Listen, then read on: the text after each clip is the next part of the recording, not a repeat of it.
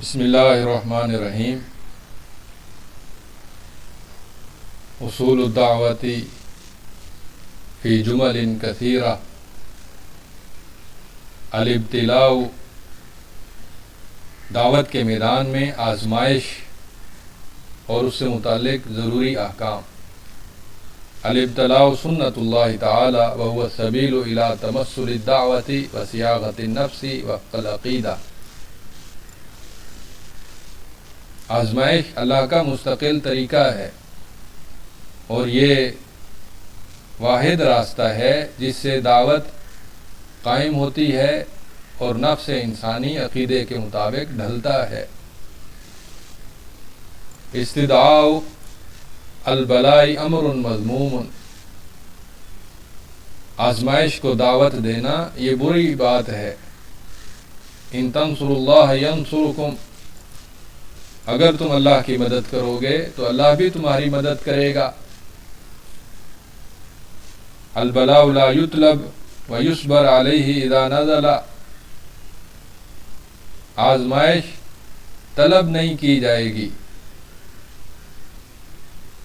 بلکہ اس سے بچنے کی دعا کریں گے، لیکن جب وہ نازل ہو جائے تو اس پر صبر کیا جائے گا۔ المنکر یحتاج الی علم قبلہ، منکر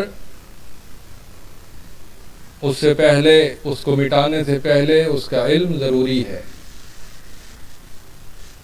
ورفق معہ، اور اس کے ساتھ نرمی کرنا ضروری ہے۔ صبر بعدہ، اور اس کے بعد جو مشکل آئے اس پر صبر کرنا ضروری ہے۔ من سنن اللہ فی التغیر،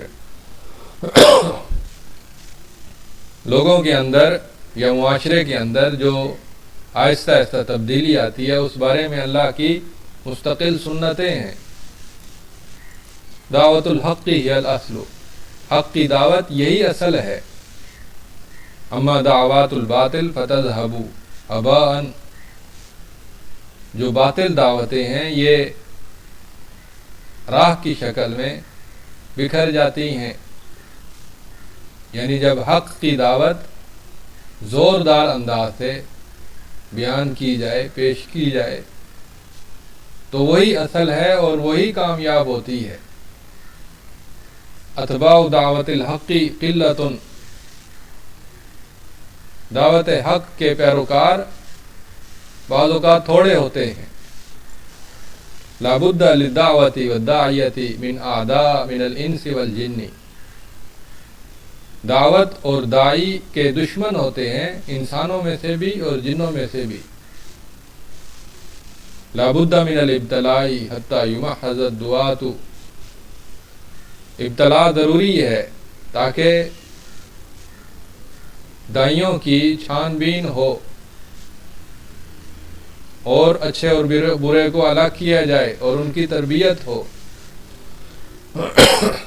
الحق لا یہزم، حق شکست خوردہ نہیں ہوتا، ولیکن قد یہزم اہلہ اذا فرطوا فیہ، لیکن حق والے انسان وہ کبھی شکست خوردہ ہوتے ہیں جب وہ حق کے بیان میں سستی کرتے ہیں۔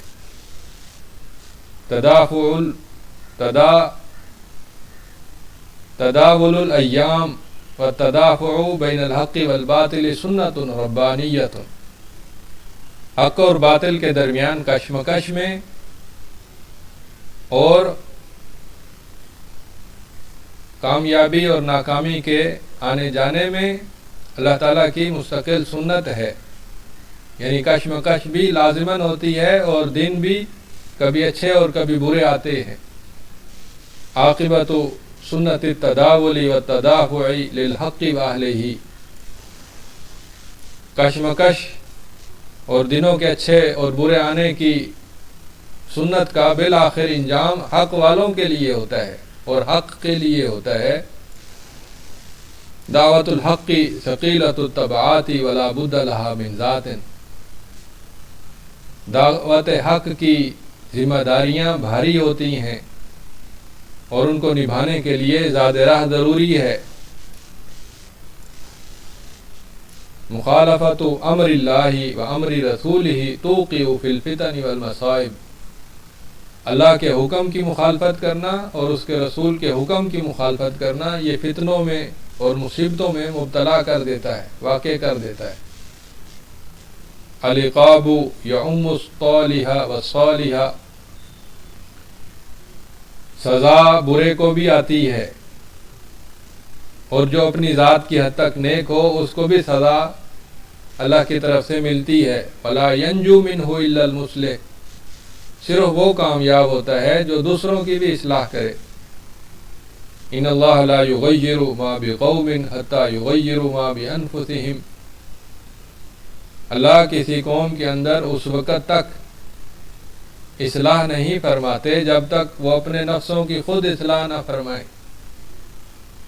اذا لم یجد التذکیر بالمصائب شیئا، جب مصیبتوں کے ذریعے سے بھی نصیحت حاصل نہ ہو تو وقع الاستدراج، پھر اللہ کی طرف سے استدراج واقع ہوتا ہے، یعنی اللہ ڈھیل دیتے ہیں اور پھر اچانک پکڑ لیتے ہیں۔